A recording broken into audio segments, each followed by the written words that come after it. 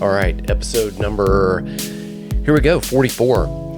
Today I am interviewing one of my friends. His name is Beau Armstead. He runs Sojourn Counseling in the Vestavia Hills area. That's tucked here in Birmingham, Alabama. This is going to be the first of a 1, 2, 3 rollout. It seems like lately, been doing a lot of those, kind of these different series and interviewing friends that are doing some incredible things. Anyway, he and I got lunch a couple weeks ago, and we're sitting up there at Chewy's, the Mexican restaurant, right there on the hill at the summit where it kind of overlooks the traffic jam of Highway 280 and 459, and we're dialoguing about a couple things, and he just gets into discussing these different healing modalities, these different types of therapies, alternative therapies.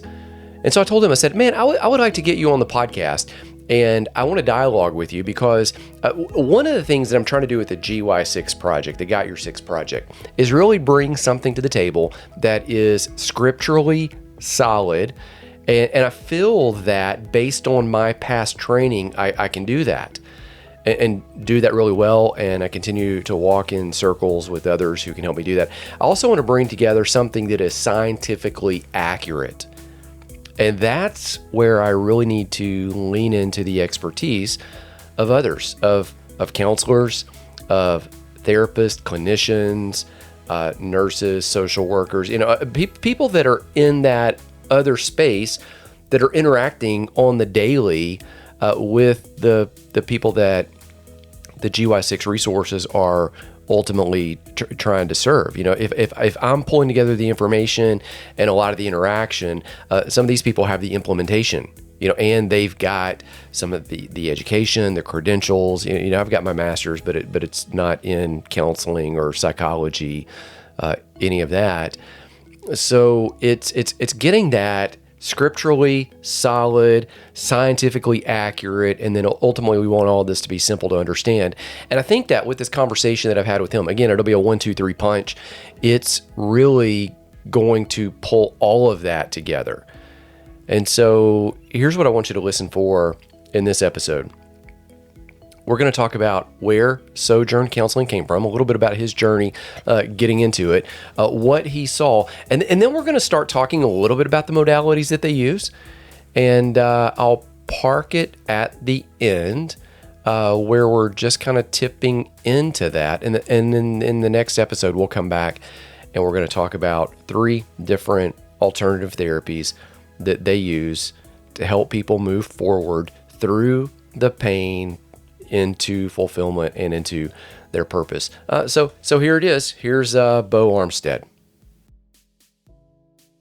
Sojourn's a nonprofit, right? Right. Okay, so how did you guys set that up? Like, what was the impetus to go? Yeah. I mean, because there's a lot of counselors there, right? I mean, there's 8 of us. Mm-hmm. Okay, that's a pretty sizable counseling practice. So how do you decide? Oh, I'm gonna roll out and spin this up. Yeah, good question. And it's definitely a process. So our original nonprofit was a ministry that we started back in 2002. And that was called Lone Sheep Ministry. And it was a ministry to nomadic subcultures. And so Lone Sheep, a.k.a. Nomad Supply, is what we're more known as. So Nomad Supply was a nomadic subculture ministry. So we had that nonprofit established back in 2002. Okay. And then started Sojourn Counseling in 2012. So 10 years later, transitioned that EIN, that 501c3 number to Sojourn Counseling. So that was already established, but starting the practice, it's something that I have really kind of dreamed of and thought about and wanted to do for a long time. I mean, I loved the idea of psychology and counseling when I was in high school. Got a psychology degree at Auburn, graduated in 95 with that. You went to college for that? Mm-hmm. Okay. And then did not pursue a graduate degree after my undergraduate degree until 15 years later. Went back to school in 2010, kind of on mission, which I can tell you the backstory to it all, but just kind of on a mission to get my degree and start a nonprofit counseling practice. So Sojourn started in 2012, until 2018 it was just me, and then 2019 hired our first neurofeedback technician, and then brought on our first contract counselor, and now we're 2026 and we've got 3 technicians, 8 counselors, and 3 admin people. So it's 3 technicians, 8 counselors, and 3 admins. So that's what was that? 14 people. Yep. Does that include you? Yep. What are you including yourself as, a admin? So or I'm the executive director or slash counselor. Because you do. I mean, like, yeah. Because I could go get in. I mean, it might be awkward now because we've talked outside of counseling, but because you can't really be a friend and a counselor. Right. But people could set up an appointment with you, even though you're the executive director. It might be harder to get to, but well, yeah, I'm not taking clients now. I have clients that I've had for a while, and because of other responsibilities that I have as director and like speaking engagements and trainings and consultation and that sort of thing, I don't have the ability to take clients anymore. And then you kind of have to. I mean, imagine. Like somebody's got to, I don't know if the right word would be counsel the staff, but somebody's got to basically pastor and shepherd the people that are counseling all the people that come in the doors of Sojourn. Yeah, and I try to do that. So I meet with each of our counselors for an hour every other week individually. Yeah. And work with them. Just basically checking in and see how they're doing, see how things are going, and also as a part of each of those meetings is usually some EMDR consultation, because we're all EMDR therapists and I'm an EMDR consultant. And so I work with other professionals just in their EMDR practice. Mm-hmm. All right. I want to talk about EMDR, neurofeedback, and some other things. But before we get there, let's dialogue a little bit about you said something about the mission of the counseling, going back, getting the degree. So you got out of college, you're ministering to people in a nomadic subculture, and then there's something that triggers you. Go, oh, hey, I'm going to go fill in that. So there were some years between graduating from college in 95 and then starting the ministry in 2002. And those years I had a variety of jobs. Some of them were mental health related, some of them were substance use related, and some of them were not at all related. At the time we started our ministry in 2002, I was working for a software company. I had been there for 4 years. I loved the job. It was great. I enjoyed the work. I enjoyed the paycheck, and I enjoyed the benefits. And I felt pretty strongly God laying on my heart to leave that and start a ministry to the nomadic subcultures. And that's because I was familiar with the culture. In college, I went to a lot of Grateful Dead shows, a lot of Widespread Panic shows, Fish, String Cheese, like the bands, well, I guess maybe not String Cheese back then, but all the kind of jam bands. I went to those shows and spent a lot of time in that. So those are kind of your people. I mean, this wasn't like, oh, hey, I'm going to go. Right. Okay. Yeah. So I was familiar with the culture, and it just felt like God was saying, "Hey, just basically." And I'm not, I guess, evangelistic. So I'm not going out preaching, but I'm more discipleship, relationship. And so what I felt like God was saying, just go out and let people know I love them, and just go out there and actually love people, and let them know that I love them. And so we got a school bus. We semi-converted it into a thing to travel and live in. It was called the Grilled Cheese Wagon. The Grilled Cheese Wagon. You were doing this before. I mean, now it's cool. Everybody's doing it on YouTube. Yeah. But this was before. I told my wife, man, if we were YouTubing back then, we'd if you could just go back in time. But yeah, so we converted our school bus to the Grilled Cheese Wagon. We went on the road and we gave away food, which is kind of why I was with the Grilled Cheese Wagon, because we were giving away grilled cheese sandwiches. I thought it was grilled cheese because it was a school bus and it looked like a slice of cheese. Yeah, that was a little play on words. Okay. So we did that. We traveled, and during the time on the road, something that I began to see more and more is the connection between people's lifestyle. Because what we saw on the road a lot was drug abuse, if not addiction. We saw violence. We saw all sort of things on the road. And what I began to see the connection was like, oh, these people are living life now in this way out of the context of their past and their trauma. A lot of people live full time on the road, and they do that because they don't have somewhere else to call home, or being on the road with this community feels more like home than anywhere else might. And began to make the connections in trauma.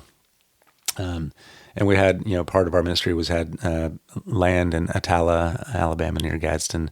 We call that Nomads Land, and that was set up as a place of discipleship and Christian community. And there, again, seeing more and more like the people coming through and having a little bit deeper relationships and becoming more connected with people, realizing, oh, there's a lot of people living out of the context of their past trauma. Were people living out on the land? Or would they come and stay there for a season and then drive on, or was it a little bit of all of it? Some were there for a night, some were there for a weekend, some were there for a year. Yeah, okay. It was truly nomad. It was... Yeah. Okay. Yeah, and some people would come with the intention of settling in and then realize, oh, like settling in is not my thing. Got to keep moving, And part of that is, again, living out of trauma, is that need to keep moving. But in all of that, I felt ill-equipped to really serve. I mean, we were, in spiritual discipleship, relationships with people. Knowing that, on the road, it was our kind of the plan is to meet people's tangible needs like food, water, first aid, also providing Bibles, also praying with people, and building a relationship with people in hopes to point them to what their greatest need was, and that was a relationship with Jesus. And so then on the land, I became more and more aware as we traveled, and then on the land became more aware that like, that is a need, the greatest need. But just as a sick person would need to have proper care and attention for whatever their ailment is, people who are living out of the context of trauma also need, and I felt ill-equipped in that part. Yeah, you got to heal that. Mm-hmm. And especially when a lot of people, a lot of trauma is overlaid or intertwined with spiritual and religious trauma. When you got someone who's been significantly abused, not just harmed, or not just not welcomed by the church, or whatever, but like full on abused by people within the church or in the name of Jesus or whatever. Like, people don't want to hear about Jesus. Like, get away from me with that, because that culture hurt me. That and the blame goes straight to God, to Jesus, when people have been hurt in that way. So all that to say, I mean, that's kind of what led me. I felt like God was saying, hey, you can be better equipped. And I felt like sort of the nudging or the movement in the direction of getting my graduate degree to be licensed to take it further. So you already had the psychology background from college. So this wasn't like, it wasn't like a cold start. No. And at the same time, it's like, it's interesting because years ago I was helping homeless people coming off drugs, people that were court ordered to come into a program. I had custody of prisoners that were on early release, victims of human trafficking. And, I think we did a lot to help them. But then when I got out of that industry or ministry, whatever you'd call it, looking back in the rearview mirror, if I would have, knowing what I know now, I would have dealt a lot more with the trauma piece of what were the underlying issues called, because I don't think that we did. Hardly at all. But then looking back in the rearview mirror, you're like, oh, this is what was driving. Yeah. I mean, the cool thing is, like, right now we're doing some consulting with a ministry that does exactly what I was doing. In fact, the guy that's leading it was one of the guys that was on staff with me. And so now we're able to go, hey, when he asks, he's like, what would you do? I'm like, if I could do it again, I would pick up this piece. Yeah, so for sure. But anyway. it's such an important part. And I think, when I have an opportunity to speak with people who are in addiction recovery programs or whatever it is, homeless ministries, wherever, like, I think the reason, one of the biggest reasons that we see revolving doors in recovery programs and prisons is that the main issues aren't being addressed. Like, Yeah. you go to a recovery program, and I'm not bashing any recovery programs; they're great. But I do believe that when we're not addressing the trauma, we're not addressing the real issue, because people aren't doing drugs because they're bad people. They're not wanting to feel the thing that they're feeling. And so it feels a lot better to be high than to be feeling all the trauma in your body. And, Yeah. Once you start unraveling the story, there's always something, Yeah. not to excuse the behavior, but you go, oh, it does explain it for sure. Well, and that goes to the thing that I tell people all the time: trauma changes how you are; it doesn't change who you are. And so that how, one of the how people are as a result of their trauma is,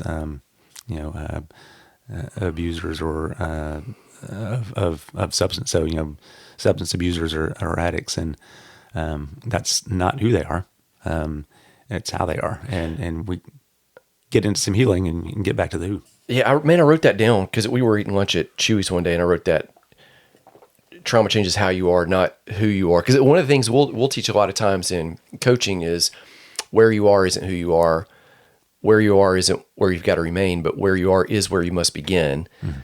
So, I need to add that one in there. Footnote, Beau. So, yeah, where you are isn't who you are. How you are isn't who you are. Mm-hmm.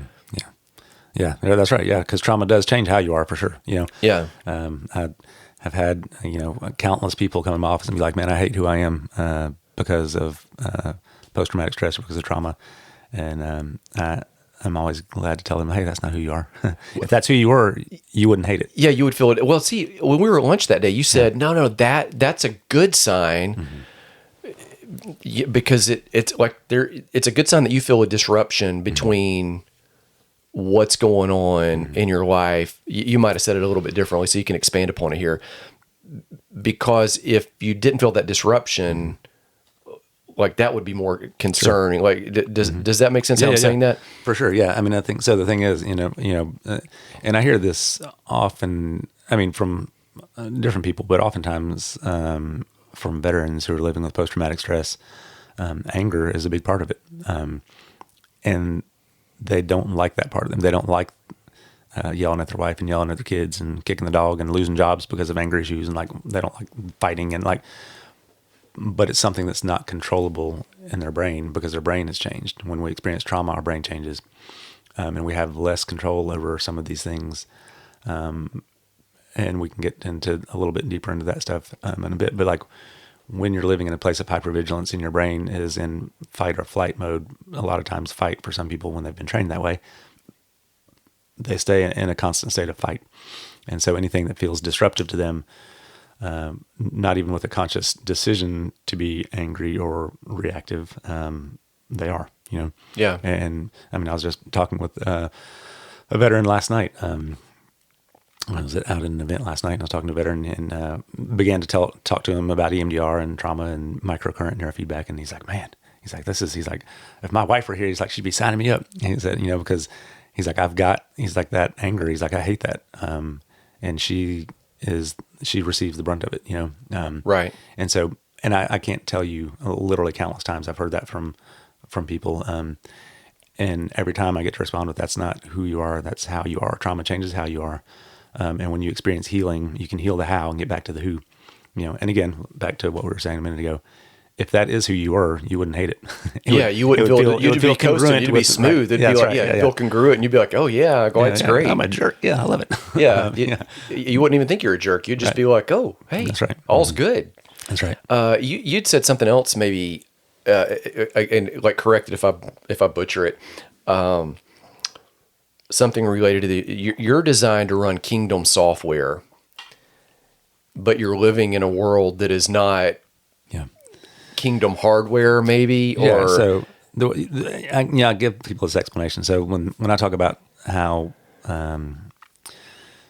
our brain works, and I'll break it down from the beginning. So our brain is like because I'm going to write a lot about it, but I'm not a licensed, and people listening aren't. Yeah. But so very the way I interesting. like to explain it, because my brain kind of works in images. So the way I picture it is our brain is like a filing cabinet, and everything we experience on any given day gets filed away at the end of the day.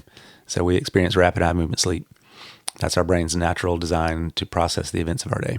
So we go through a day, and it's a normal day, and nothing terrible happens on this day. We go to sleep tonight. We experience rapid eye movement sleep. Our brain processes the events of our day, and it files it away. So it's like that day is a nice, clean piece of paper. It gets filed away in a very orderly fashion. It's just like a Saturday Netflix day, whatever. Yeah. That's right. Or at the park or the beach. Oh, yeah. Okay. REM is just filed. That's right. Done. Okay. It's all done. When we experience trauma, whatever the trauma is, I mean, it can be abuse, it can be assault, it can be accidents, it can be any kind of crime, combat experience, first responder related work, whatever the trauma is. On a day that we experience trauma, instead of that nice, tidy piece of paper being filed away in an orderly fashion, it's like taking that piece of paper and wadding it up and throwing it on top of the file cabinet. It has nowhere to go. And so from now on, that trauma is hanging out there. On top of the file cabinet. On top of the file cabinet, which, is my sort of image of what it looks like to have it right beneath the surface of how we are and how we experience life. It's just always out there. It's always lingering.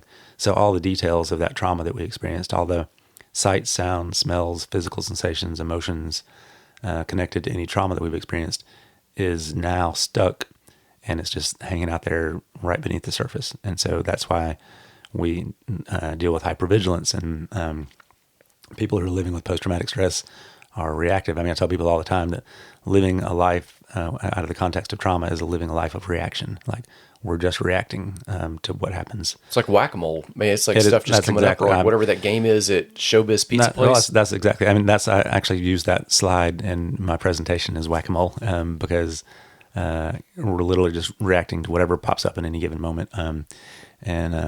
So great picture, because I use that for my slide. Yeah, but yeah, so it's just and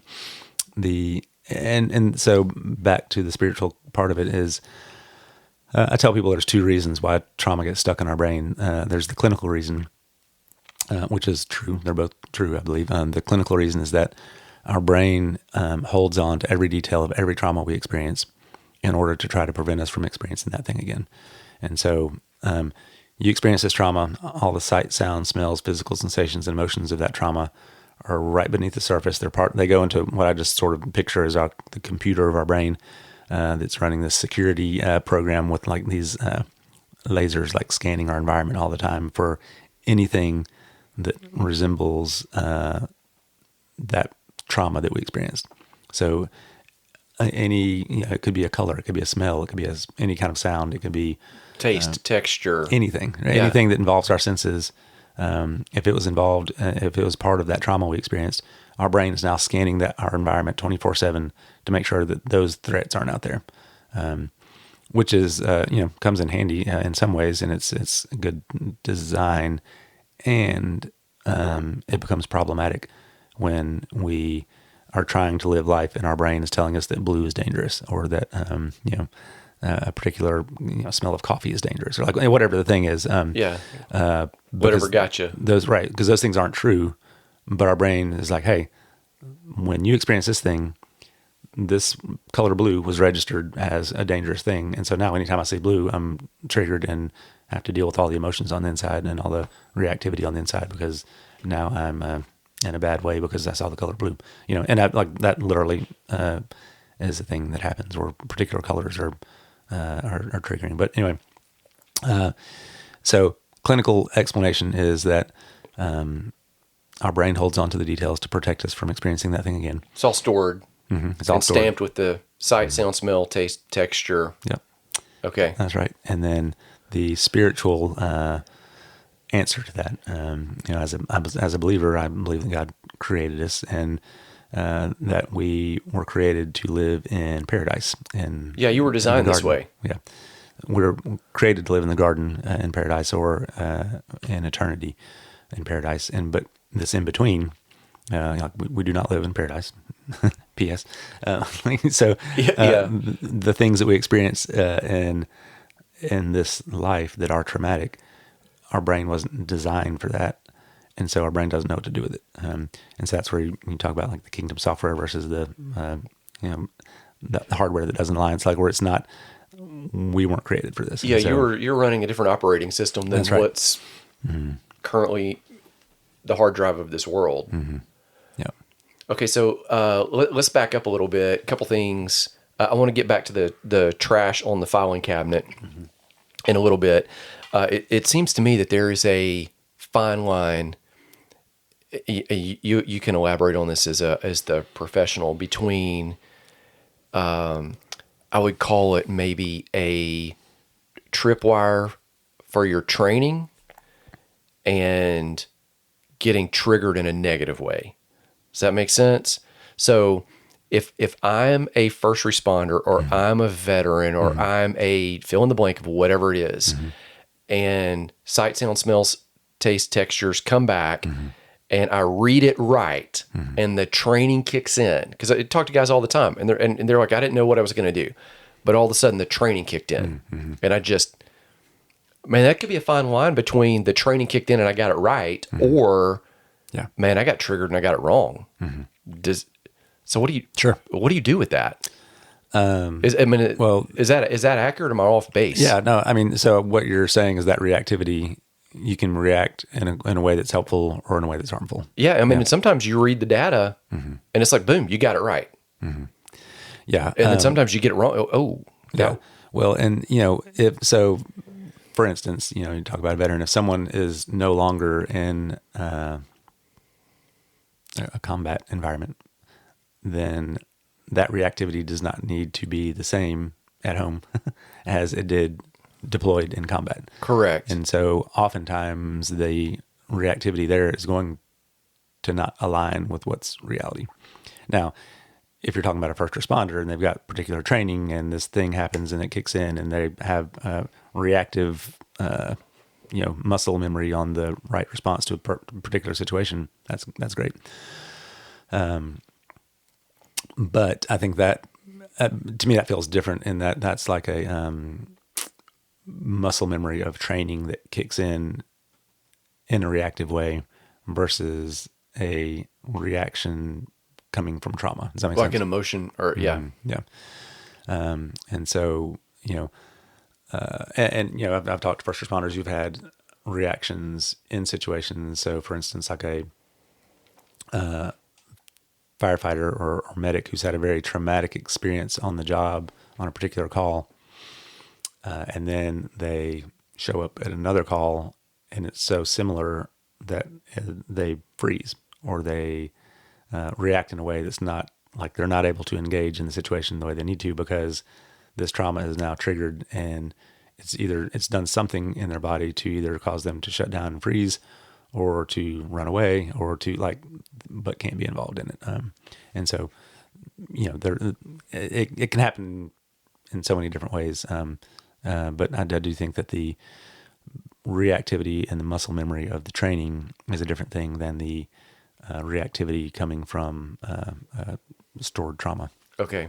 All right. So go back to the wadded up piece of paper on the filing cabinet, because right now there are a lot of business books being written about, oh, hey, you need not just productivity, but they're talking about sleep, and that you need sleep in order to physically recharge and to physically be whole, because otherwise you show up the next day to do the workout, you're sluggish, you show up to do the work day, you can't think as clearly, as quickly, but you're adding another layer to it that you need the sleep, not only because you've got to rest and recharge, but sleep seems to be, from what you're saying, when your body deals with trauma, the trash that's on top of the filing cabinet. Right. Well, so sleep is when our brain processes the events of our day. Okay. On a normal day. Whatever they were on a normal day. Unless they were traumatic. Okay. If they're traumatic, sleep, rapid eye movement sleep is not going to handle it. Okay. That wadded up piece of paper is going to stay there until you've had a chance to process that thing. Whether that's a year or 25 years. I mean, I've had clients who've been like, hey, I've had this thing for decades and it's still as disturbing now as when it happened. So if I think of this thing, my brain takes me right back to that moment and I feel in my body all of the activation that I felt in the moment of that trauma. And it can be decades later. And it's because that wadded up piece of paper is still hanging out there. So rapid eye movement sleep when you go to sleep, it's not going to process that. Now, it's definitely helpful to get to sleep for sure, because with trauma, we have an increased level of anxiety, right? Depending on the type of trauma we've had, sleep can be a very vulnerable place, because it's dangerous. Like if I'm asleep, Yeah, you don't my know what's enemy going can on. sneak up on me. My abuser can sneak up on me. Like I don't know what's going on. An intruder can be in that. Like I don't know what's going on. So sleep can be very vulnerable. And so when you've experienced trauma, depending on the type of trauma, sleep is very hard to come by. Yeah, a lot of times people don't sleep that have been through trauma. That's right. And so, and even if it's not that vulnerability part of it, the hypervigilance, the hyperarousal in your body, the anxiety prevents you from getting the sleep that you need. And so then the problem is, I've experienced trauma. Now I experience hypervigilance, hyperarousal, and anxiety, so I can't sleep. And I'm not sleeping, so my brain's not doing the processing it needs at the end of the day. So now I'm more anxious.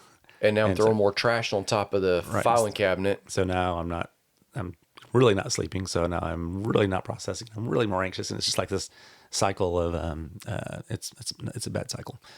Yeah. Man, I think I've been in seasons before where I couldn't even see the filing cabinet. I had so much trash around the filing cabinet that it was just wadded up pieces of paper everywhere. Mm-hmm. Yep. Yeah. And I think that, and so then there's a distinction too that I like to make with, there's a difference in a traumatic experience and a disturbing experience. And so a disturbing experience can still fall in the category of a normal day that your brain can process. And so because we live in Birmingham and because we deal with traffic all the time, that was my experience last night. I had to be somewhere ASAP, and it should have been a 25 to 30 minute drive, and it was an hour and 5 minute drive because we're in Birmingham. And so in that moment, which is actually funny because I talk about this all the time and I experienced it myself last night, but I use traffic jams as just kind of a funny analogy because it works in Birmingham. But in that moment, it's disturbing. Like we become very impatient. We can become angry. We can become like whatever. Our heart rate's going to increase. We might have shortness of breath. We might have tension in our muscles, like things that go along with a disturbing experience. But it wasn't traumatic, And so that being said, 24 hours later, like today, sitting here with you, it's not even 24 hours later. I'm not disturbed by that anymore. Oh, you get to the event or whatever it was after you walk in. It's like, oh yeah. Then you're laughing about it. Yeah. And so not a big deal. I went to sleep last night, rapid eye movement sleep, brain processed the events of the day, including that traffic jam that was very frustrating yesterday. And today I'm like, okay, whatever. It's not a big deal. Had that been a traumatic event, had I been in a terrible car accident on the way to that event, I would still be feeling the emotions, the physical sensations, the things that go along with that traumatic car accident that happened. I'd be feeling that today, and I'd be feeling it next week, and I'd be feeling it a year from now, because everything that happens in that traumatic moment is literally locked in that moment. It's stuck, and it can't be undone. So the difference, it can be undone, but not naturally. It needs. It's just not going to undo itself. That's right. It's not going to do. Yeah. Time does not heal all wounds. Contrary to popular belief or statement, time does not heal all wounds. So, but the difference is an actual traumatic event is going to stick with you, and it's going to stick with you from now on until you have a chance to process it. A disturbing event, your brain can handle that. Our brain can handle things that are disturbing but not traumatic. The things that are traumatic are things that get locked in and stuck because they were so overwhelming to our system in the moment. I think a lot of people confuse the two. Mm-hmm. It's like people get on there, go, oh, well, that's that social media post, just using that one. Yeah. That just they'll even say that just triggered me. Yeah. Like I actually like the word triggered because like it's a great analogy of like, I fire a gun right now, the bullet leaves the chamber, it's gone, you can't get it back in. Everything's firing off in the direction that it was headed. So, which is kind of what your emotions and your thoughts and your mind do when something legitimately triggers you. Mm-hmm. But like people misuse that word. Mm-hmm. For what you're saying, the distinction between disturbing events, somebody posted something, about, lately it's about Trump, or it could be about LGBTQIA+, or it could be a war, or it could be, whatever. Mm-hmm. And so, and all of a sudden, like, oh, that triggered me, that traumatized me. Like, no, that disturbed you. Mm-hmm. Right. You're confusing the two. Mm-hmm. Yep. Yeah. Right. For sure. I think that's a very loosely used term. Trauma is used a bit loosely. Yes. But you made a good distinction on it between a disturbance and an actual. Yeah, and I think it's an important distinction. It's an important distinction because one, I think the words we use are important, and also the actual reality of how our brain handles trauma versus disturbance. It's a different thing. Yeah. Okay, so go back to the trash on the file cabinet. Like, so how do I get rid of it? If it's just stacking up, because somebody listening right now, they're going, oh yeah, man, that explains. I got like one little wad of paper, but most people don't have one little wad of paper. Right. Yeah. So that's the trauma processing modalities, and I'm a huge proponent of EMDR therapy. I mean, I've been doing EMDR for I don't know, over 10 years now. Many sessions, many clients with EMDR, and consistent positive healing results. What does it stand for? EMDR. So it's eye movement desensitization and reprocessing. Okay. And so this is the modality of therapy that actually mimics what goes on in your brain during rapid eye movement sleep. Eye movement deprocessing. Yeah, eye movement desensitization. And reprocessing. Desensitization. Okay. And so with EMDR therapy, and brain spotting is another thing we do, and I can tell you about that. But I want to know about all of them because we were at lunch and we're talking. I said this. I said something to the effect of, man, I got to put a picture of you up so people can see, like, they get the full effect. Because you think of counselors, like, you think of, like, we have a stereotype. And, you weren't offended when I said, I know counseling, like, there's so much solid science behind it. Because I've been reading it as I've been writing a lot of stuff about trauma and healing. But I'm coming at it from a theological angle, not from, like, your side of, the counseling clinical side. And pulling and trying to synthesize all of that. And I said something to the effect of, like, don't take this wrong, but it seems like the best counselors are part science, part art, meaning a lot of it's a little weird. I actually said that. Like, it's like you got to be willing to just try, even though it's backed by solid science. Yeah, for sure. I mean, I tell people all the time when we're getting into EMDR, before we get into it, I'm like, I preface it that way. I'm like, this is weird. I'm gonna tell you, this is weird. But it works. But there's verifiable fruit. It's like, so when I sit in front of someone and I'm, moving my fingers in front of their face back and forth to direct their eyes, like, that's weird. But it actually works. Yeah, it actually. And I love it when people are skeptical about it and they're like, I don't know, man, this is like voodoo or whatever. And then, 30 minutes later, like, oh my gosh, like, I feel so much better and I'm not disturbed by that thing anymore. I'm like, because you said, because it mimics what God has already designed your system to do.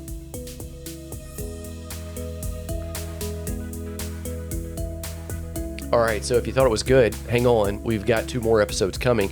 Here's what I want to do right now. I want to direct you down to the show notes. If you'll take a look down there, I am going to give you access to some of the GY6 resources, access to some of the upcoming events. There's an audiobook that you can access, The Best of Soul Wholeness, absolutely free. Other things there for you. Also, I'm going to put several links down about Sojourn and the projects that he has. Pro tip here. As you roll out, I'm going to play some of the clip that we recorded last at the final end of all of these recording 3 episodes. I'm going to go ahead and play it, where he just dialogues about some of the links that they have and some of the ways that they can serve you at a higher level. Okay, if you need help, you need to get in touch with Beau, his team, or you're listening from out of state and you need another direction to go, follow all those links. And you and I, we will get together soon. As always, I want to pray for you, as I do every single week on the podcast. My prayer for you is that the Lord would bless you. He'd keep you, be gracious, shine his face of favor upon you. May you see, sense, and feel that whatever you're walking through, you're not alone. And as we said in this episode, you are fully loaded with the kingdom of God software. You're walking through a world in which the hardware is a little bit different. And so there's that disconnect. Take it as a good sign that it's not who you are. It just happens to be, and isn't this true with all of us, how you are, how we are in the moment. but there is hope, there is health, there is healing, grace, and peace. We'll talk again soon.